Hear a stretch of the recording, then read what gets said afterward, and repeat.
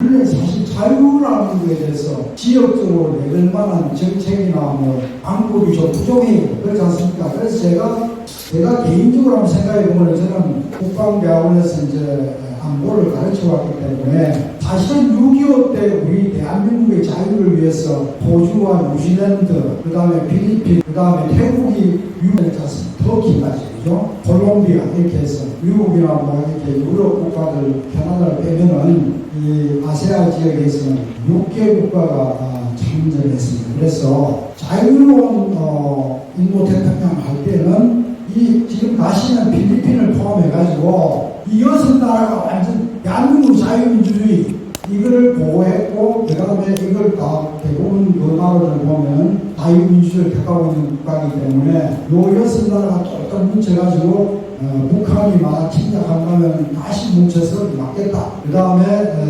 6.25 참전용사들도 이렇게 기리고 이런 이제 코어 그룹을 형성해서 자유로운 인도 태평양을 이렇게 구성할 필요가 있다. 그런 측면에서 뭐 다시 이제 한번 코멘트를 해주시고 가시면 좋겠습니다. 예, 감사합니다. 시간을 주셔서 감사합니다. 그러면서 전도 대사신 김중근 대사님 부탁드리겠습니다. 일단 남성욱 교수님 아까 발표 내용이 제가 생각하고 있는 거하고 너무 유사점이 많아서 그리고 더할 건 없고 다만 제 생각을 조금 보태는 선에서 그 말씀을 드리겠습니다. 저는 가까운 장래의 세계 안보를 불안하게 하는 요소가 한 4가지를 크게 잡아봤는데 첫 번째는 미국의 패권에 도전하는 중국의 부상, 두 번째가 영원한 하얗고 중동 문제, 세 번째가 구소련의 위상을 되찾으려는 러시아의 야망과 이에 대한 나토의 견제, 네 번째가 북한이라는 일부 국가의 핵무기 확산 문제라고 생각이 되는데 오늘의 주제인 인도태평양 지역에서 미국의 패권에 대한 중국의 도전 문제에 초점을 맞춰보겠습니다. 아까 말씀하신 대로 마오쩌둥 가장 강력한 지도자로 부상한 시진핑이 2013년에 주석으로 취임하면서 건국 100주년이 되는 2049년까지 대만 통일을 공언하였고 작년 초 제3기 주석 취임과 동시에 2027년까지 무력 침공해간 대만 통일을 실시했습니다. 그동안 시진핑은 지난 11년 동안에 해양 굴기를 내세우면서 장성 증강 및 항공모함 도입, 조선 등 해양 관련 산업을 국가 전략으로 육성, 인도양 연안의 거점 항구 확보, 이게 진주 목걸이 전략이라고 일컬어지는데 아까 말씀하신 대로 스리랑카 경우에 한반토타라는 항구를 1대1로 차원에서 중국이 큰 돈을 들여서 만들었는데 지금 엉망이 됐습니다. 그 다음에 네 번째, 남중국해의 성암초의 군사시설 건설, 다섯 번째, 국제 해양법에 배치되는 구단선을 선언하는 등 공세적 정책을 추진함으로써 미국을 제압했습니다. 그런데 인류 역사상 패권 국가가 전쟁을 하지 않고 패권을 다른 나라에 넘겨준 사례는 한 번도 없습니다. 그러면 여기에 대해서 미국이 가만히 있을 리가 없죠. 그래서 미국은 인도를 대중국 견제망에 포함시키고자 첫 번째가 아들 부시가 제일 외교적으로 자랑하고 있는 건데 2006년에 인도와의 핵 협력정을 체결함으로써 인도의 핵무기 보유를 사실상 인정했습니다. 또 18년 5월에 미태평양 사령부를 인도 태평양 사령부를 개천함으로써 지구 표면적의 52%를 작전해역에 포함시켰고 미국에서 항공모함이 11척이 있는데 한 척은 항상 정비 중이고 10척 중에서 6척을 이 사령부에 배속시키고 바이든은 21년 10월에 국가안보 전략 보고서를 통해 가지고 탈냉전 시대는 종식되었다. 이거는 미국 대통령이 이제 공식적으로 말했으니까 이제 새로운 냉전으로 들어가는 것 같습니다. 향후 10년간 중국, 러시아와의 패권 경쟁에서 승리하여 새로운 세계 질서를 확립하겠다고 선언했습니다. 그러면은 이런 미중 간의 갈등 속에서 대한민국의 선택의 길이 무엇일까요? 한국사의 일부에서는 미국은 지는 해, 중국은 뜨는 해, 안보는 미국, 경제는 중국, 두 나라 사이에서 줄타기 교육을 하자는 주장이 있습니다만 저는 이런 얘기들이 감히 말씀드리면 무지에 소치이거나 의도적인 선전성동 가능성이라고 감히 말씀드리겠습니다. 맞습니다. 네. 시간 관계상 이 자리에서 상세히 말씀드리지 못해서 유감이지만 중국은 지정학, 금융경제, 에너지, 과학기술, 인구분포, 교육수준, 사회통합, 창의력, 청년도 등 국가 발전의 중요 요소에서 미국의 경쟁 상대가 되지 못합니다. 또한 중국은 내부적으로 민주화 움직임, 소수민족 문제, 지역 간, 현격 간 빈부격차, 개인 간의 빈부격차 심화라는 시한폭탄을 가지고 있습니다. 이러한 문제점들이 경제적 번영이라는 과실 속에서 잠자고 있지만 경제가 위축될 때 한꺼번에 표출될 가능성이 있습니다. 중국이 패권국가 도전에서 또 다른 한계점은 중국은 다수국가가 따를 수 있는 보편적인 정치 이념, 유니버설 아이디올로지라고 할 수 있나 그런 그 가치를 제시하지 못하고 있습니다. 시진핑이 중국몽을 정치 이념으로 내세웠지만은 국수주의적 색태가 짙은 자기중심적인 슬로건을 내세우는 나라를 따라올 국가는 없습니다. 그러니까 세계 리더로서의 자격이 없는 겁니다. 중국이 노골적으로 대륙굴기, 해양굴기를 외치면서 동중국해와 남중국해를 장악하게 되는 날, 이때 미국이 세계 경찰의 역할을 사용하게 된다면 미국에서 이런 여론이 상당히 있습니다. 우리가 왜 세계 경찰 노릇을 하느냐? 에너지의 97%, 먹거리의 3분의 2, 경제 대외의존도의 100%를 넘나드는 한국의 운명이 어떻게 될까요? 중국이 목줄을 주게 될 것입니다. 또 동진하고 남중국해 이게 차이가 된다. 동맹이 형성 유지되려면 관련국은 첫째 가치 체계를 공유하고 두 번째 동맹이 지켜나갈 이익, 나아가서 위험마저 공유해야 됩니다. 동맹은 지나친 스트레스를 받으면 무너져버리는 다리와 같습니다. 그러나 동맹은 다리나 건축물과 달리 상대방과의 교감이 결정적인 역할을 하는 인간 활동의 결과입니다. 이제 한미양국은 피로에 지친 우정의 교감을 새로운 신뢰로 수리하고 관리해야 될 때입니다. 이상입니다. 네, 감사합니다. 소개를 못했는데요. 우리 대사님은 인도 대사뿐만 아니라 싱가포르 대사, 또 외교통상부 경제차관보, 그래서 아신 것 같이 신문에서도 나온 좋은 지식인 것 같습니다. 네, 다음은 이 라크빈더 시인인데 여러분 조심하시겠지만 아주 다양한 질문을 하고 계신데 LBC 이외에 so many questions, ideas, in details that we are going to have mixed. That's right. 라크빈더 싱은 미국의 본부를 또 한국에도 지소가 있는 아시아 연구소에 지금 평화 안보 센터 상하고 계십니다. First, I would like to thank Mr. Dindi for the briefing inviting me to this important seminar. And I think it's very important time when we just discuss this important issue as a wider community has a very serious stake in the peace and unification of Korea. So it's very important to have a national perspective.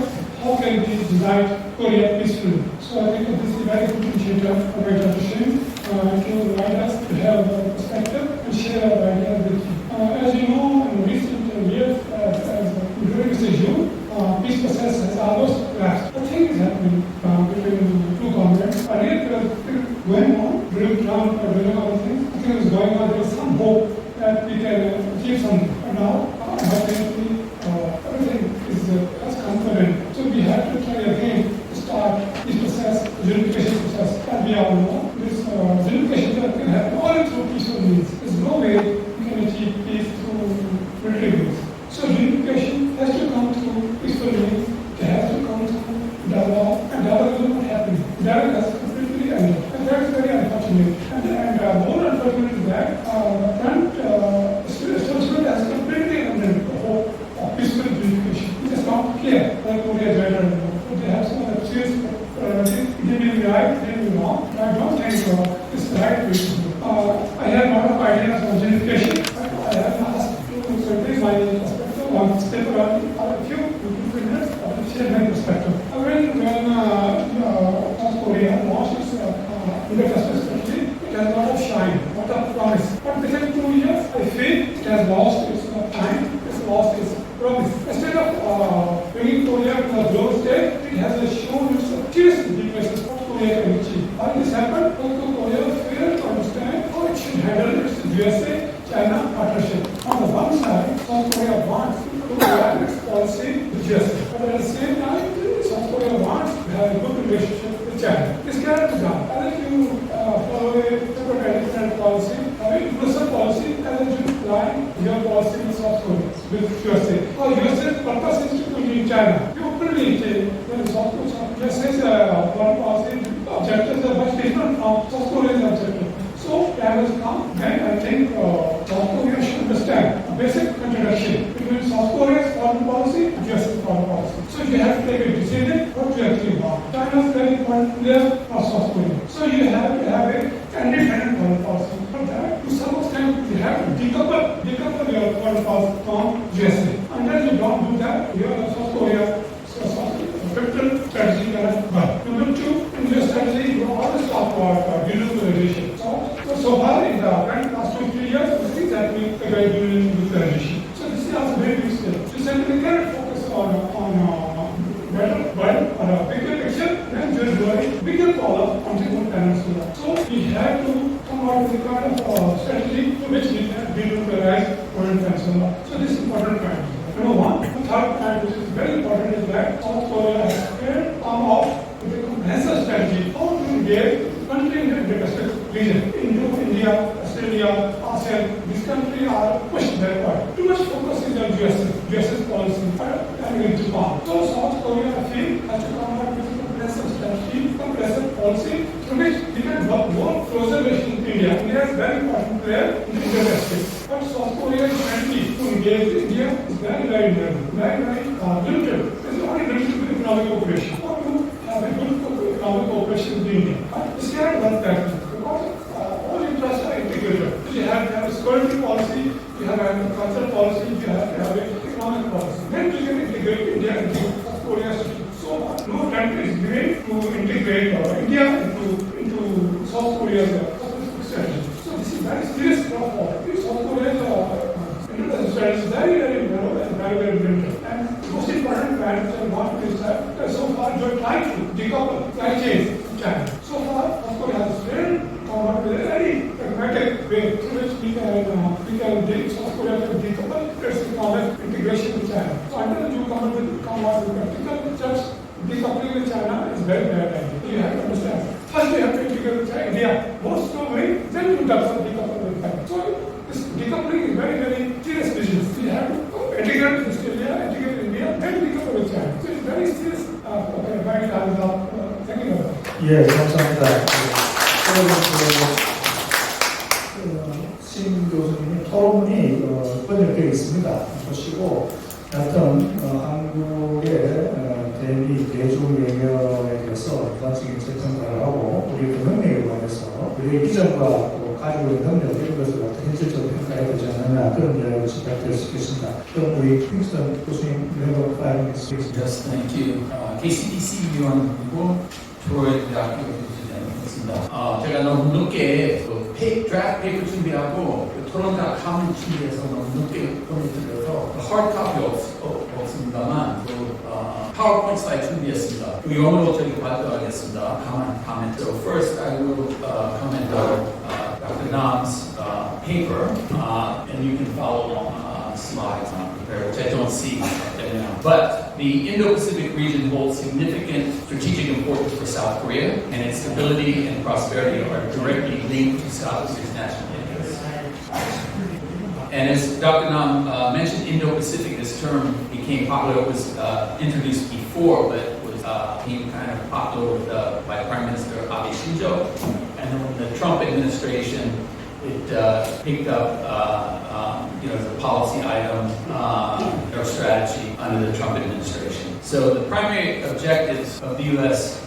Indo-Pacific strategy are to mitigate China's influence and uphold a free and open order, as Dr. Nam had explained in his paper. So this entails deterring military aggression, fostering regional security, strengthening cooperation with allies and partners, and the U.S. approach underscores economic engagement, good governance, and security cooperation. And according to Dr. Nam, he also outlines very clearly South Korea's vision for strategy in the Indo-Pacific based on freedom, peace, and prosperity. And this vision has three principles: inclusion, trust, and mutual benefit. And then finally, he lists 9 key initiatives for South Korea's Indo-Pacific strategy, which are listed in the paper. And these initiatives or points are consistent with the U.S.-led liberal order. And Professor Nam emphasizes that the Republican presidential candidate has a negative view of U.S.-centered multilateral cooperation, which I agree. This kind of diverges from Dr. Pak's paper, so I can expand upon that.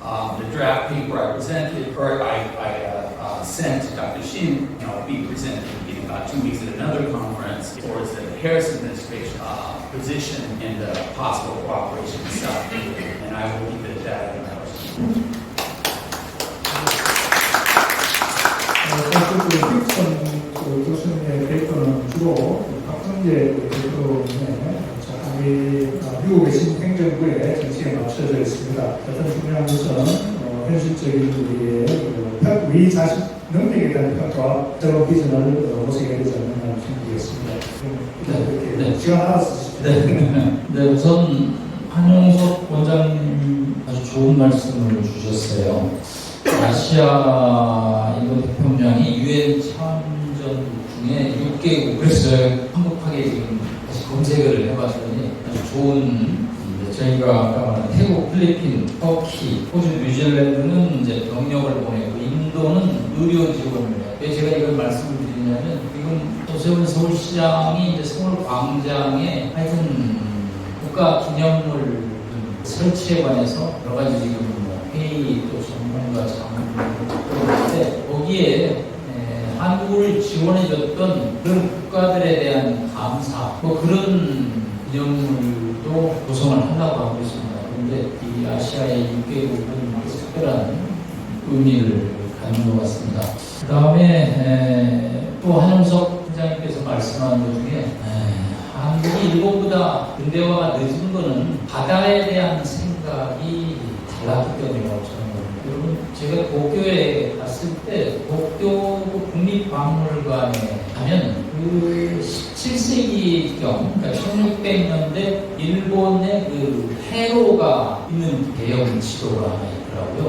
그래서 저 홋카이도에서 오키나와까지 이렇게 가는 거의 여러 가지 그 해로가 있는데 그 지도를 보고 여러 가지를 생각하게 하더라고요. 무슨 얘기냐면 한국은 바다를 길을 보지 않았죠. 바다는 이양선이 들어와서 우리를 침략하는 통로로 갔죠. 그리고 바다에서 이상한 사상이 들어오면 이 왕조를 위협할 수가 있다. 또 중국 명나라의 해군 정책하고 비슷하게 갔던 거죠. 저는 이게 한국 근대화에 부정적인 영향을 미치는데 우리 한용석 원장님 지적한 대로 정말 건국 이래 바다에 대해서 이렇게 정책을 내놓은 거는 상당히 좀 긍정적으로 평가하고 이 좁은 땅덩어리에서 바다로 나가지 않으면 어디로 나가겠어요?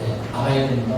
그래야 살 수가 있는. 자, 그런데 이 인태 전략은 아직 진화하는 정책입니다. 리베로깅 폴리시라고 해요. 우리 신교수, 우리 신 박사께서 여러 가지 이제 제언을 해주셨는데 한국이 이 정책에 대해서 본격적으로 검토한 게 이제 윤석열 정부 들어서 시작입니다. 이제 2년 되고요.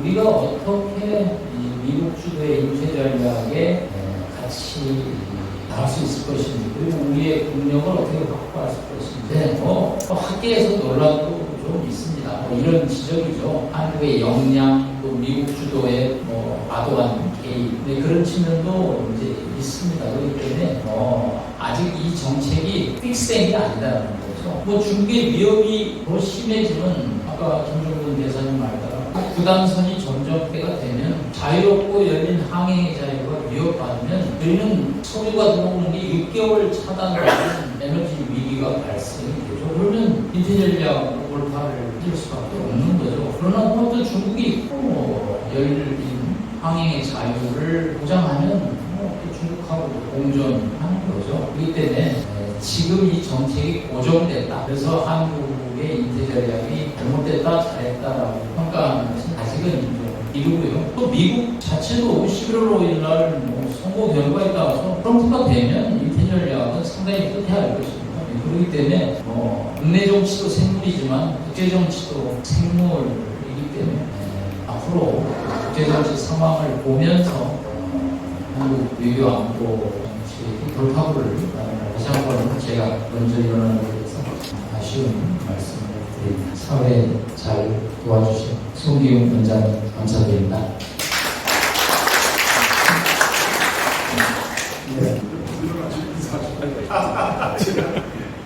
제가 잠깐 함성 교수님 이번에 출장 가시는 거 원래 2세션이 있는데 그 2세션에서 좀 해달라고 부탁을 해서 이렇게 좀 잡아고 좀 공항으로 또 가시는 거예요. 제가 굉장히 시호를 좀 해가지고 유학원을 오셨으니까 다시 한번 박수로. 제가 2세션에 그 가부 투를 하기 전에 조금 더 소개하실 분이 있습니다. 저기 조명기 전 서강대 언론 홍보대학 관장님 오셨습니다. 그 다음에 각각가와 요미우미 지국장님 오셨습니다. 네.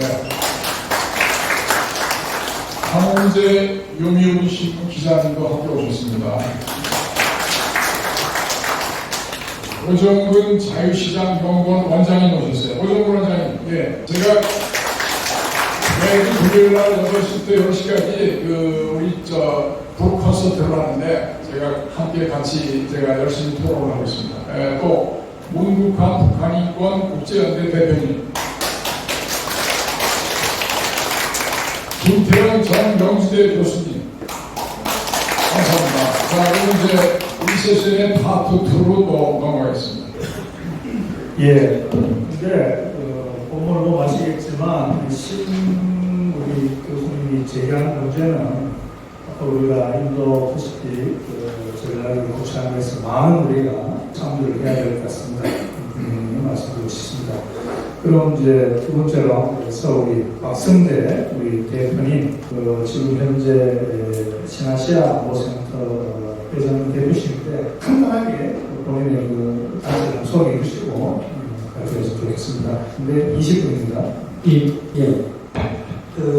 주로 이제 북한 감시하는 거 하는 게 주 일이고요. 두 번째 하는 거는 미국 정부가 해외에서 무기나 이런 것을 구매할 때는 엔드 유저 서티피케이트를 줘요. 이유는 국내에서 돈을 지급하기 때문에 그걸 이제 투명하게 하기 위해서 엔드 유저 서티피케이트, 다시 말하면 미국 정부가 구매한다 하는 의미로 하는 겁니다. 그래서 지금 기본적인 거는 북한 감시하는 거 뭐 하는지 보고, 근데 하는 게 없습니다. 솔직히 말씀드리면 하나 말씀드리면은 김정은이 어디 있는지 몰라요. 왜냐하면 여러분들 다 모bil폰 가지고 계시죠. 핸드폰.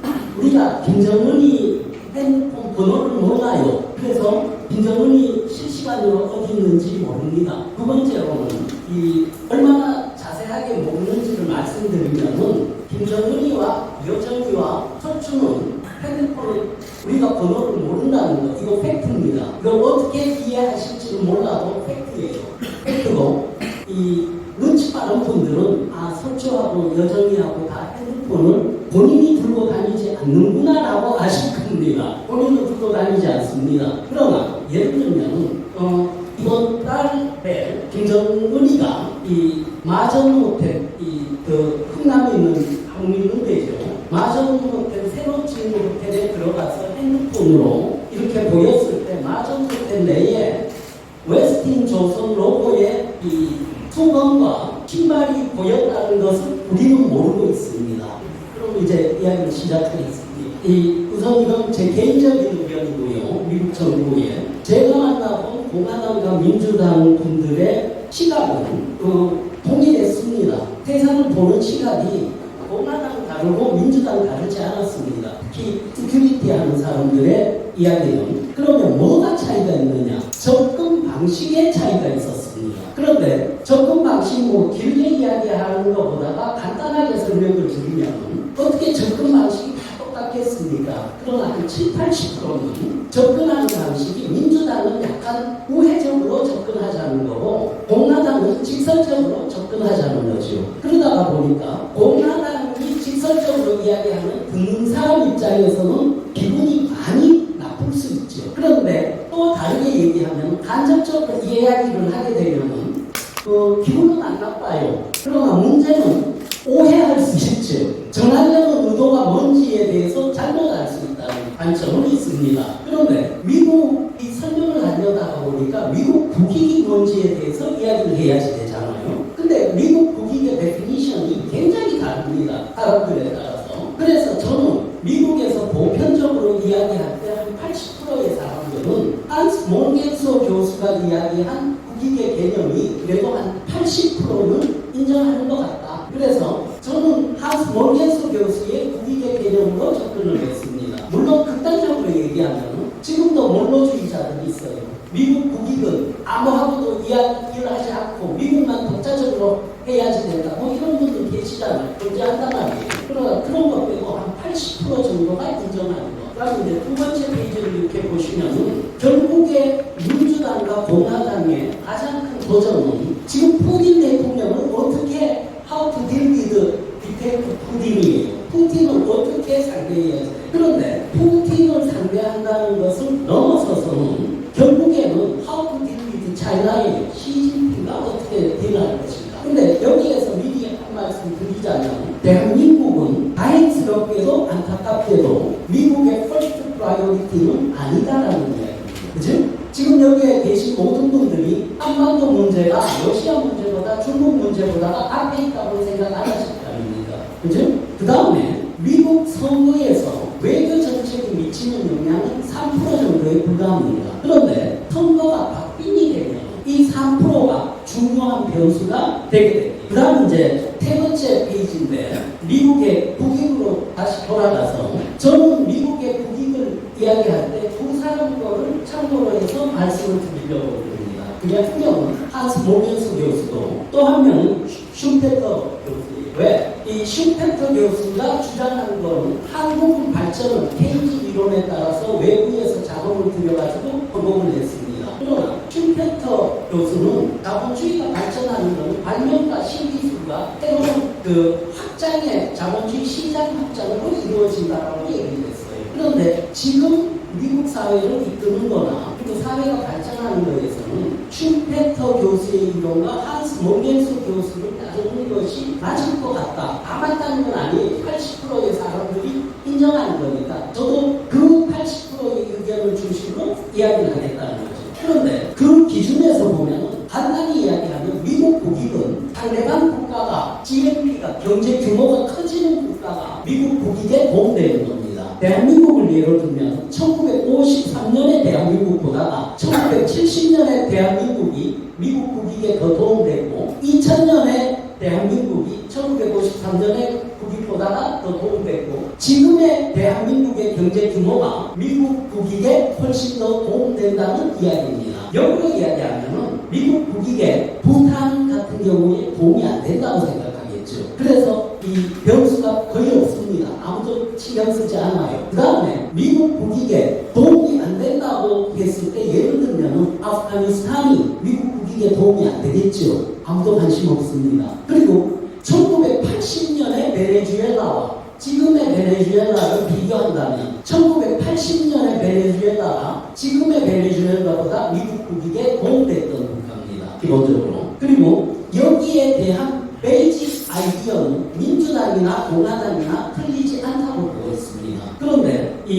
그 다음에 지금 가신 우리 남 교수도 얘기를 했지만 내비게이션 팩트는 다음 대통령이 누가 되든 중국과 딜을 하는데 매우 중요해질 거라고 생각합니다. 그리고 결국에 미국의 가치 중에서 중요한 것이 지금 우리 손 원장님도 얘기를 하셨지만 결국은 사유재산 보호와 종교의 자유예요. 시장경제, 마켓 프리덤, 그리고 얼마나 프리덤을 지킬 수 있느냐. 그 다음에 이 페이지 보시면 미국의 이 국익에 대해서 이야기를 했는데 극단 얘기를 하자면 쉽게 이해를 위해서 대한민국이 경제 규모를 줄여가지고 예를 들어서 부탄을 한국의 롤모델로 삼고 간다 그러면 공화당은 바로 얘기할 거예요. 나 여기서 떤다. 그러나 민주당은 그렇게 얘기 안 할 거예요. 그래도 그거 안 하는 게 더 좋을 것 같다 하는 식으로. 그러나 뭐냐 하면은 접근 방법만 달랐지 한국이 부탄과 같은 국가로 가난한 국가가 되겠다고 원한다면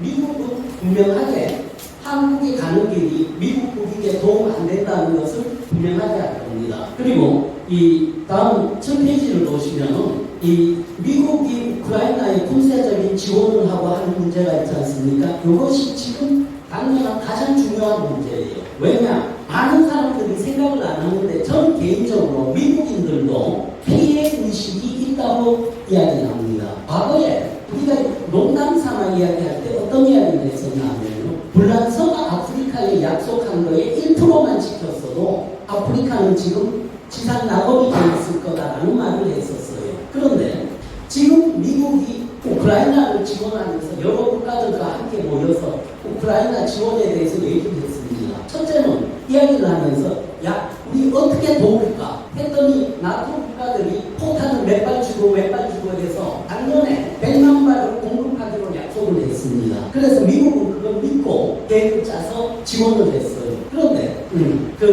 이 한반도를 가야지 되겠지만 한반도가 미국 정책에서 우선이 아니어서 그 다음 이제 우크라이나 전쟁을 하다가 보니까 지금 이 중요한 것만 말씀을 드리냐면 지금 우크라이나 전쟁을 하는데 러시아의 정책 방향이 굉장히 중요한 점입니다. 그런데 예를 들면 다가오는 10월달에 만약에 푸틴 대통령이 에너지 장관을 교체하고 그 다음에 가스프롬 나프타의 사장을 맡고 있는 알렉산더 듀코프를 이 가스프롬 총괄 회장에 임명한다면 그것은 아마 러시아 푸틴이 가스와 크루드 오일 정책을 변경시킨다는 의미가 될 것이고 그것은 결정적으로 우크라이나 전쟁의 변수로 등장할 수 있는 것이 될 것이라고 예상을 합니다. 그게 이제 키라고 보고요. 그 다음에 중요한 것이 결국 아프가니스탄 우크라이나 전쟁보다는 결국은 중국 문제가 되겠죠. 중국 문제가 될 텐데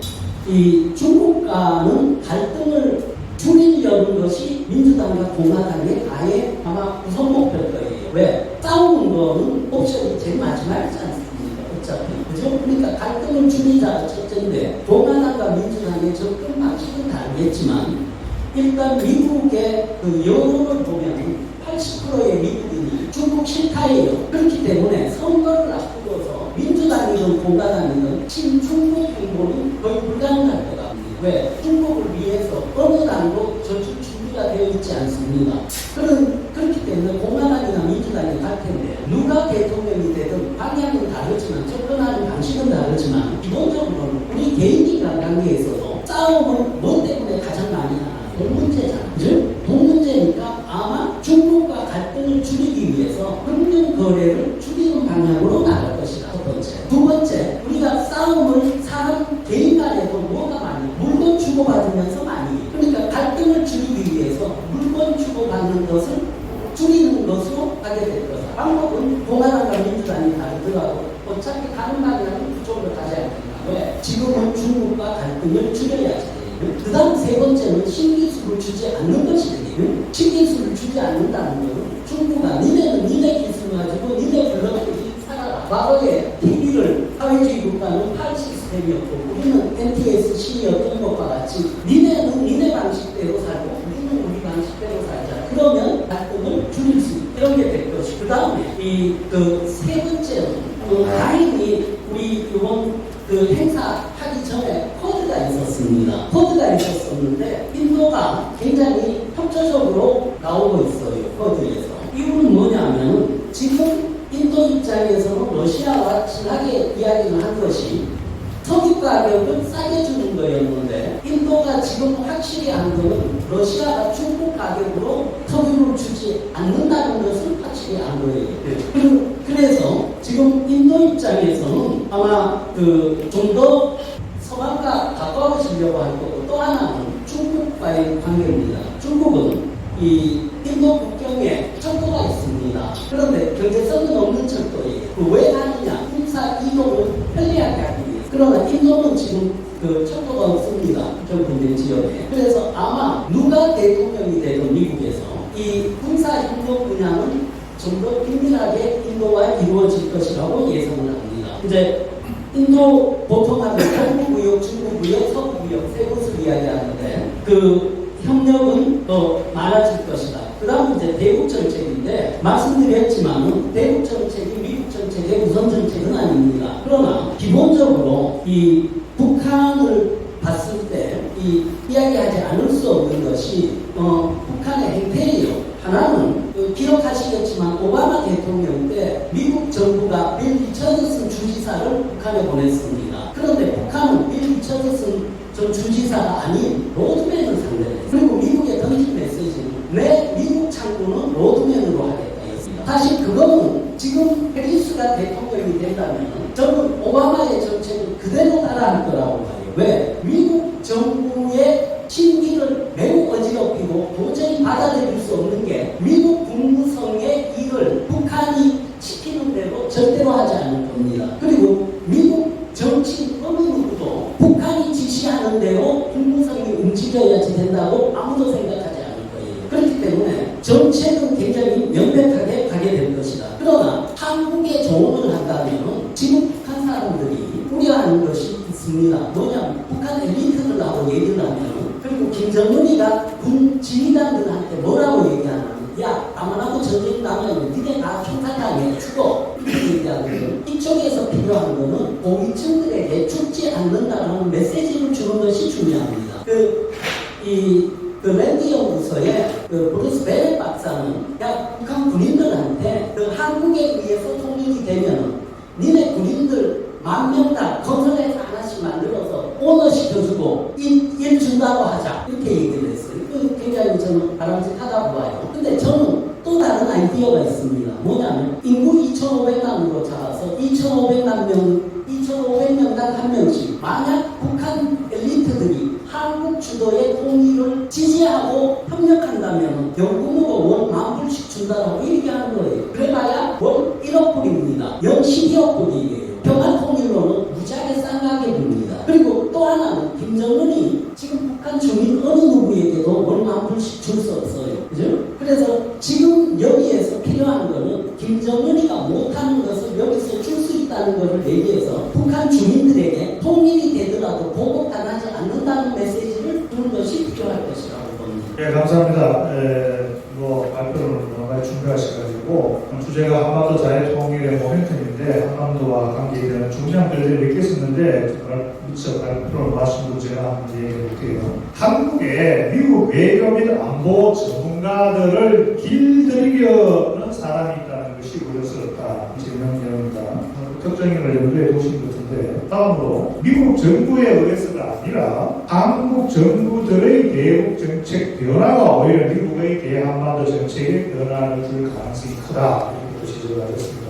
또 하나는 미국이나 일본이나 또 호주의 연합함대가 만약에 대만에 대한 중국 위협에 대응해서 연합함대가 한국의 해군의 동참을 요청했을 때 한국의 해군이 과연 정기적으로 순찰을 하는데 기대가 있는데 한국의 정부 입장을 듣고 있었습니다. 여하튼 오늘 감사하고 발표 감사하고 먼저 한식도 좀 부탁드립니다. 죄송합니다. 오늘 부탁드립니다. 예. 간단하게 세 가지만 말씀드리겠습니다. 첫째는 우리 통일을 방해하고 우리 대한민국을 방해하는 세력들이 아주 많이 있습니다. 전교조와 민노총은 매년 8번씩 광화문 광장에서 집회를 열고 있습니다. 제 대표적인 6.15 공동선언 실천대회. 그런데 이걸 능가하기 위해서는 자유통일국민연합 이 연합이 수적으로 요보다 더 많아야 되고 더 정기적으로 모여야 되고 그 다음에 더 의지가 굳센 연합을 만들어 가야 된다. 첫 번째.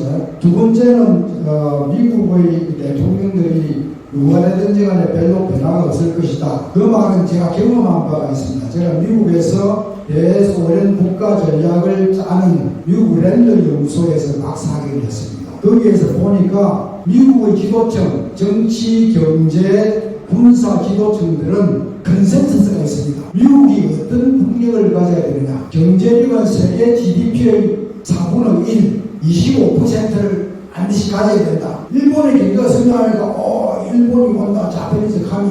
그 다음에 이제 20년 뒤에 중국이 이랬으니까 라이브 차이나 하는데 미국의 25% GDP가 약간 내려가려고 하는데 그래서 다시 부활시킵니다. 그 다음에 군사력은 세계 1위를 유지해야 됩니다. 이거는 정치, 경제, 군사 구조자들의 컨센서스가 있습니다. 대한민국은 컨센서스가 없습니다. 여러분들이 빌드업하든지 같은 해야 됩니다.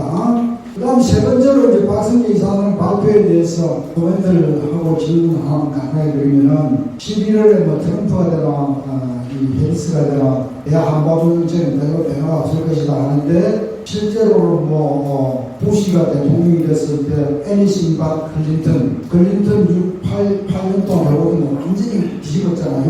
그 다음에 트럼프가 됐을 때 오바마 8년 동안 해보던 완전히 뒤집었거든요. 그래서 이번에 해리스가 되면 망성욱 박사에게는 좀 계속성이 있을 것인데 트럼프가 되면 또 뒤집을 것 같은데 어떻게 생각하시는지 요거만 질문드리겠습니다. 네, 감사합니다. 대장님. 저는 별로 큰 차이가 없다고 생각합니다. 왜냐하면 트럼프 일기 때 대북한 정책 관련해서 북한하고 두 번 1대1 정상회담을 했지만은 결과적으로 나온 거는 싱가포르 회담에 그게 결정적으로 돼서 그것 때문에 그 이후에 북한의 대남 정책이 많이 변했다고 생각합니다. 지금 한국하고 지금 두 국가론을 얘기하는 것도 물론 한국하고 이제 경쟁 상대가 안 되니까 자기네 정권을 김씨 정권을 유지하기 위한 게 일본이지만은 두 번째로 그거 이외에도 미국하고 이제 설득을 해서 할 수 없다는 거를 알기 때문이 아닌가 그런 생각이 들고 그 다음에 트럼프 일기 맨 처음에는 사실 굉장히 대북 강경책을 썼습니다. 그리고 미국이라는 사회가 대통령 하나 갖고서 움직이는 사회가 아니고 완전히 시스템으로 움직이는 사회고 그 다음에 의회라는 게 있기 때문에 저는 누가 대통령이 되든 아까 한반도 문제는 거기 우선순위에서 조금 벗어나니까 중국이나 러시아 이런 중동보다 별로 변할 것 같지는 않다. 그런데 이제 정치적인 이 프로파간다로 강경론도 얘기하고 이러지만은 결국 보좌진이라든가 의회라든가 언론 이런 견제 때문에 대한반도 정책에 큰 차이가 없다는 생각입니다. 네, 감사합니다. Thank you. I think Chairman Tahar's paper is very comprehensive and very detailed position of the current administration. I feel sometimes Chairman Tahar oversimplified just foreign policy. Try to see perspective in very simplistic, so no complicated policy. At least I feel that. So actually, I should say that just foreign policy can be driving track agenda. Try to make a case that Democrats usually interact and Republicans are usually interact. That's not true. Sometimes Democrats are also interact and Republicans are also interact. So this is complicated. So you cannot, I feel, put one policy in two perspectives. And number two, which I have since problem, is if too much focus on economic interest. I don't think just foreign policy is always focus on economic interest. Of course, economic factors are very important in USA foreign policy, but they are not the only one. There are other sales factors which USA has to take into mind when they are crafting their policies. Also, for example, environment, stability, peace, security, so many playing to the foreign policy. So when it's saying USA foreign relationship is also basically influenced by USA's economic interest in Korea, that's also not true.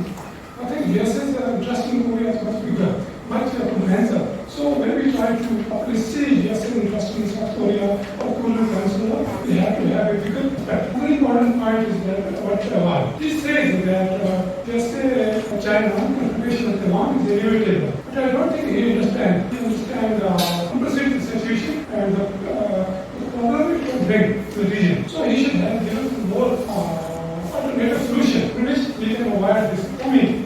Everybody feel the same way, other children feel that conflict is coming. But as a scholar, I was expecting him to offer more solution. How can we avoid this coming conflict in the demonstration? Another problem back to Ukraine. He seems to not be happy with the role of the European countries. He feels European countries are having a free ride. I don't think so. This is the means and the sources they have. They are growing their best to export Ukraine. I know their military help is very limited, not compared to USA. I think based on the situation they are in, they are heavily dependent on Russia for energy. So it is limited to which Ukraine country can help Ukraine. So we should not compare Ukraine's role with USA's role. USA is superpower and Ukraine countries are basically Western countries. They are not preparing for major war long time. So USA military system is different from Ukraine military system. So both are very different paradigms. So that's what changes fast makes a mistake. He was expecting that Ukraine will keep a promise. But we have to understand why they are not able to keep a promise. So this is a relative problem. I mean, children think when the new Islam, whether it is Republican, whether it is Democrat, there is no change in the North Korea policy. I don't think so.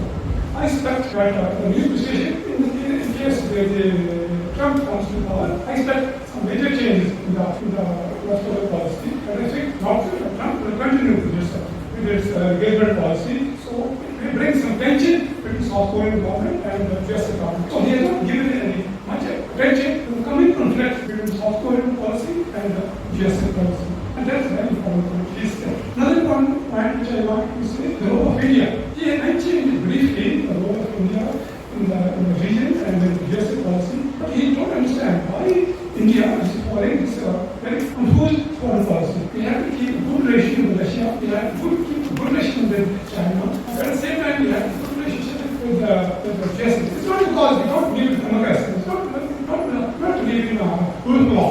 It's totally committed to democracy, it's totally committed to rule of law, but still we have to keep relationship with China because of our personal totally reason. So he has to understand that India's relationship with China, India's relationship with Russia is very complicated and it has to be properly understood. Countries in the Indo-Pacific, Korea, Japan, Australia, and ASEAN countries should all understand why India is following this kind of a confused foreign policy because otherwise it can bring war. So India is trying to keep peace in the region by following this policy. So please try to understand India's foreign policy. And last but not least, we have to understand that domestic factors in the region, they said and also the influence of course for US. So even though it's less famous as you say, sometimes the significant play. 감사합니다. 95페이지에 일본의 문제가 자세히 적혀져 있습니다. 일본의 문제 제기는 상당히 정당한 것인데 어떻게 보면은 보안된 또이 박스 우리 상대 대표님이 조금 베이킹을 해서 저희도 다 커버할 수는 없지만 여하튼간에 특히나 것은 아까 두 분의 박승규 의원님과 우리 대사님은 굉장히 뼈가 큰 변화가 없을 거다. 유신 교수님과 오탄 교수님은 이 변화가 있을 것이다. 그런 주제가 될 것 같습니다. 예, 그러면 우리 시간 진행하기 위해서 우리 휘구스동 교수님 부탁드립니다. What ceremonies, please? Yes. 닥터 신 나를 사랑하지 않아서 파워포인트를 준비 안 했어. I have a similar question. 한 박사 신문 하신 거죠. 바이든 트럼프 administration하고 해서는 좀 다른 점. Dr. Park paper 읽어보니까 he says he writes the Republican Party and Democratic Party security experts hold almost identical views, but that a Trump or Harris administration would differ in how they manage U.S. alliances, as either administration would conduct U.S. foreign policy in line with U.S. national interests, Hans Morgenthau, U.S. national interests, and so on. And he argues that the difference is in the approach or communication style, but basically national interests, goals, objectives are similar. I disagree. According to Dr. Park, the Democratic Party approach uses indirect language, which can help foster diplomatic outcomes without offending allies. However, this approach carries the risk of the other countries, the foreign countries, misunderstanding or forgetting the original U.S. intention. In contrast, he argues the Republican Party approach employs a direct and straightforward communication style and method, and this enables a clear and accurate communication. So it's an issue of same goals and objectives, but different communication style. I disagree completely. So he argues this directness, this direct Republican Party style may sometimes overlook the domestic political consideration of other countries, Korea or Russia, China, etc. Anyway, I fundamentally disagree with this assessment. I believe that the fundamental values, beliefs, and worldviews of the candidates, Kamala Harris and Donald Trump, they differ significantly, and this has significant implications for U.S. policy, foreign policy, and future of the ROC-U.S. alliance and East Asian security. And quickly, just a couple other short comments. Dr. Pak writes that the future of U.S. policy is expected to differ in treatment of countries that serve U.S. national interests and those that do not. He writes, in particular, Trump emphasizes U.S. national interests. Compared to Republicans, Democrats are not expected to react in a hostile way that do not serve U.S. nationals. I disagree with his assessment of U.S. national interests as perceived by Trump's Republican Party and Democratic Party, particularly under Harris administration and how the Harris administration would react. Dr. Pak writes that on the foreign policy front, Trump is expected to be more frank and direct in emphasizing cooperation with his allies, while Harris, if elected, will be more likely to look to the security experts group to follow the Obama administration model. I think he overestimates Trump's desire to cooperate allies and underestimates the damage a second Trump presidency inflict on multilateral cooperation, U.S. This is needed in a more complex world. So as far as following Obama policy, it's different time. That was then, this is now. The world is more complex now. It's different problems. And the power of the U.S. presidency is very strong. It depends upon the goals, objectives, values, beliefs, president. And there are always slight differences. So I think it's more complicated. 감사합니다. 박수 치는 거 다 이해가 하시겠습니다. 예, 우리 핑스턴 교수님은 해리스 아마 대통령이 계시면 큰 역할을 하실 것 같습니다. 여하튼 해리스 부통령 대통령이 되면 우리 북한의 핵 확산 문제뿐만 아니라 사이버 안보 문제라든지 또는 우리 인권 문제나 관심을 가질 거고 또 한미일 삼국 간의 현대가 지속될 것이다. 이야기를 하셨습니다. 그리고 차이나를 위협이라고 확실하게 정의를 드린 것 같습니다. 예, 이상의 토론을 일단 마치고 장시간 우리 생각해 주시는 우리 플로어에 질문을 갖고 가겠는데요. 죄송하지만 질문만 간단하게 해주시고 우선 제가 먼저 한번 대사님 시청을 받아서 우리 우루과이 대사님. 네. 김재범 대사님 제가 추천했습니다. 김재범 대사님 일어나시죠. 제가 전에 이제 소개를 드리면은 저분이 나도 몰라서 이건 네 입을 찾아보니까 지금 현재 그 한미협회 상금 부회장으로 있으시네요. 근데 외국에 계실 때 거의 그 국내에서는 북미국에서 예, 우리 대사님 나왔어가지고 여기서 앉아서 저런 것으로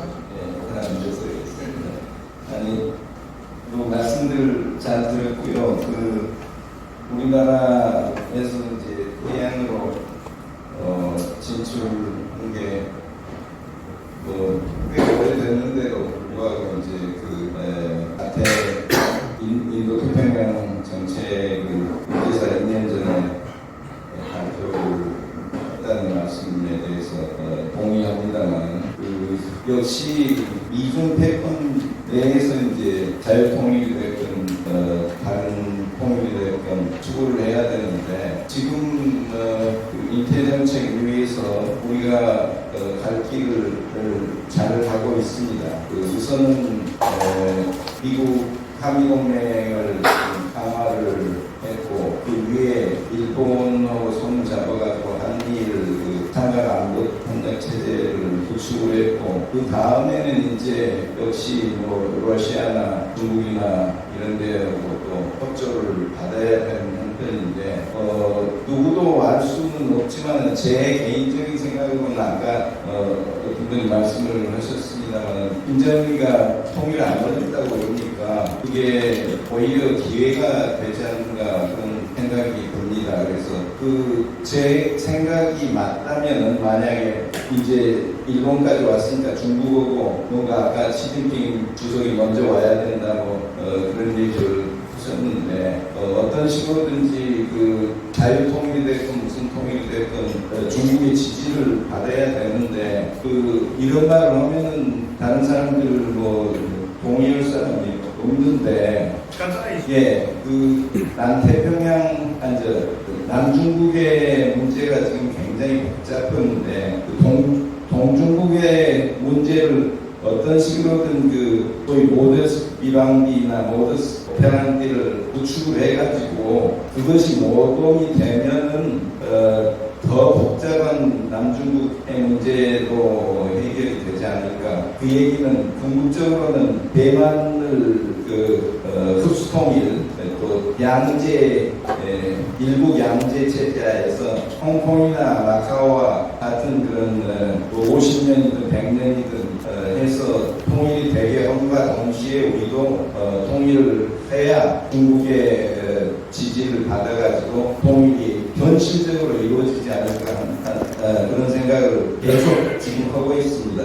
거기에 대해서 좀 코멘트를 해주셨으면 감사하겠습니다. 다른 건 없으면은 그러면은 우선 이제 7분 남았습니다. 해서 그리고 나중에 이 회의 마치시고 또 기회가 있으니 그때 이야기해 주시고 시간 관계에서 안 그러면 발표자에게 방문 드리겠습니다. 우선 이제 우리 한 박사님이 질문하신 거를 제가 전쟁기가 아니어서 누가 될지 모릅니다. 그런데 제가 만나봤던 사람들의 의견은 오히려 한국의 대북 정책이 더 중요하다고 봐요. 막말로 이야기해서 한국이 예를 들어서 북한 퍼주기 한다 그러면 미국의 대북 정책이 바뀔 겁니다. 그죠?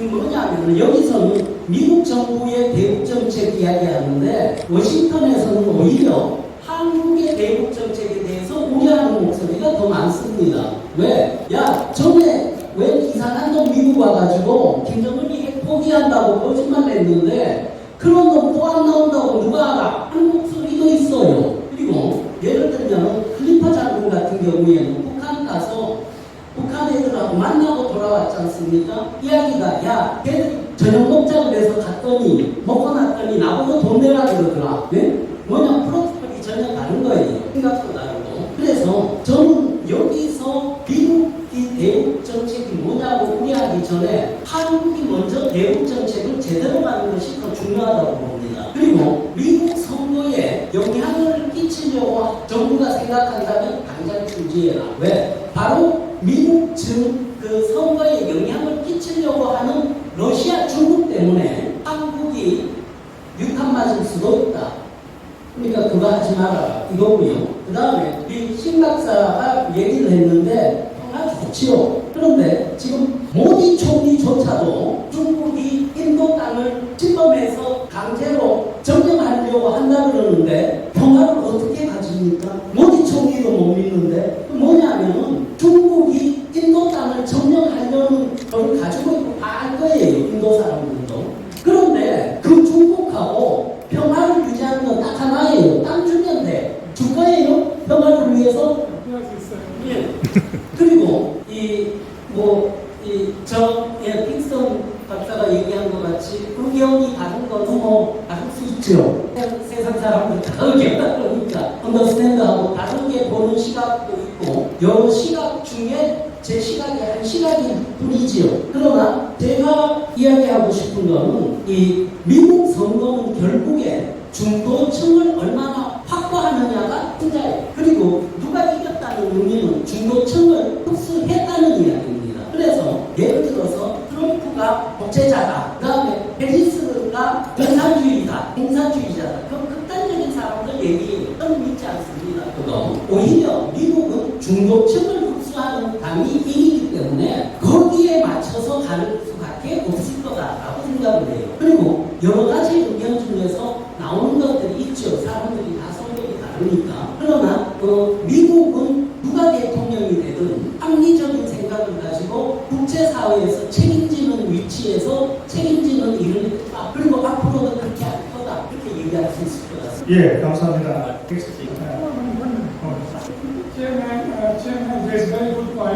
personally agree with you, but when we talk about nations, we have to think differently. China keep asking more and more land. Even last year, they occupied our land. But we thought we are very powerful nation, but we are not having that. There is a reason for that. But we are big countries, geopolitical situation in the region is very tense. Once the war starts, it will not stop soon. So we have to, as a responsible country, as a social nation, we have to see the bigger picture. Now, situation is not so good, quite bad. So eventually we are taking peace. Even though China keep asking more and more land, that China is right. We have to fight that someday, not today. So we have to keep peace. The situation is so complicated and world war hard. That's not any moment now. So Chinese are going more and more aggressive. That I do acknowledge. But keeping peace is more important. But as far as land is concerned, somehow we will take our land back. That's the right time now. 감사합니다. 이제 시간 다 됐으나 사회를 여기까지 만들고 싶습니다.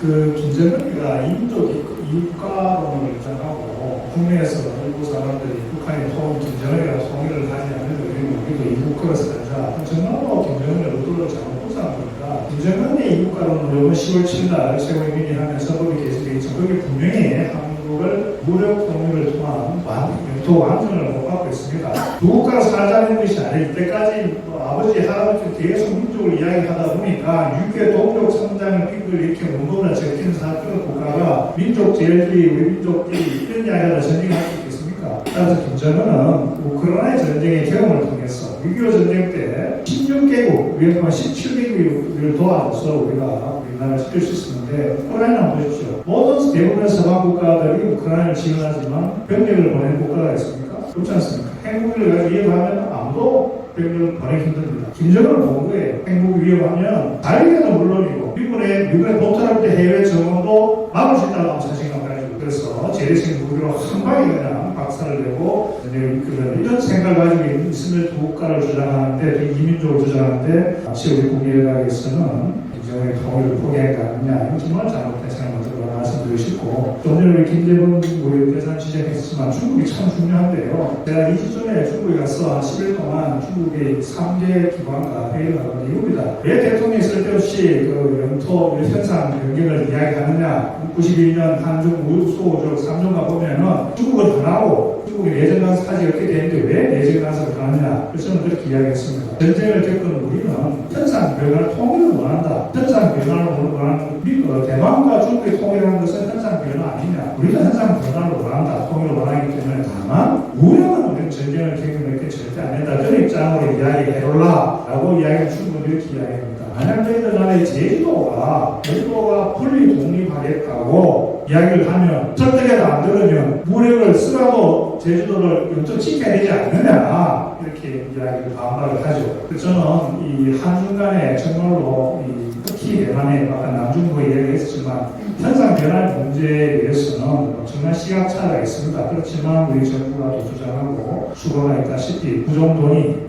사연이 있는 대로 두고 하지만 서로의 관심사를 가져서 그런 해결하는 사실 쉽지 않은 이야기지만 여하튼 한중 간에는 기본적으로 시각차가 있다. 이건 부정할 수 없고 그것을 인정하려고 우리 여하튼 제가 1분 넘었습니다. 저는 생각하고 여러분 1회를 이것으로 마치겠습니다. 참여 모든 분에게 큰 박수 부탁합니다.